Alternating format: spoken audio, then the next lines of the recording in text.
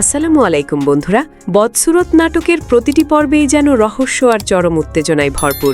বিশেষ করে ১২তম পর্বের শেষ অংশে জামালের ৩ দিনের সফরে যাওয়া এবং এই সুযোগে মায়ার ওপর মরিয়ম ও শাশুড়ি নির্যাতনের পরিকল্পনা দেখে দর্শকদের মনে এখন অনেক প্রশ্ন তৈরি হয়েছে।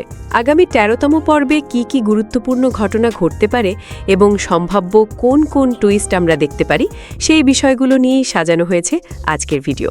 আর এই ধামাকা পর্বটি সবার আগে কিভাবে দেখতে পারবেন সেটাও ভিডিওর শেষের দিকে জানিয়ে দেব।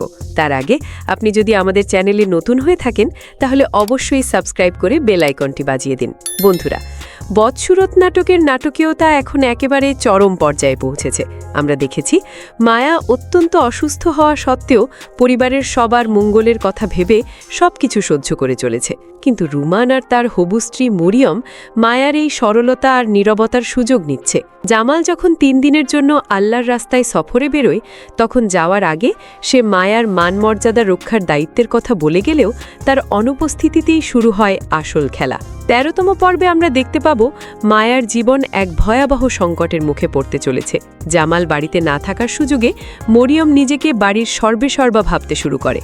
আমরা দেখব মরিয়ম মায়াকে থাপ্পড় দেওয়ার হুমকি দিচ্ছে এবং তাকে জামালের ঘর থেকে দূরে রাখতে চরম অপমান করছে।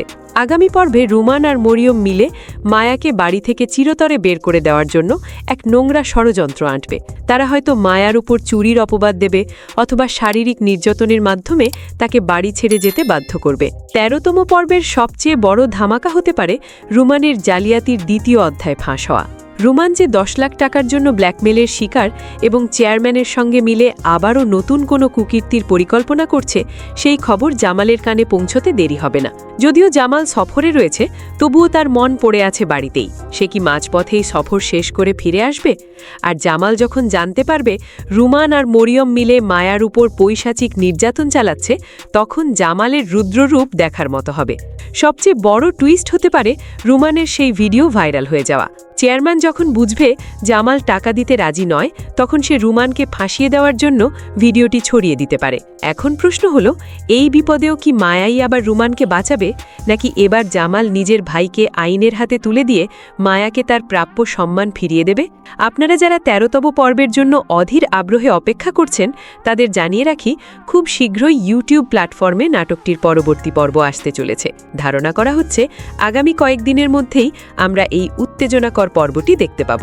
বন্ধুরা, আপনাদের কি মনে হয়, মায়া কি সব অপমান সহ্য করে এই বাড়িতেই থাকবে, নাকি সে তার মামার বাড়িতে চলে যাবে?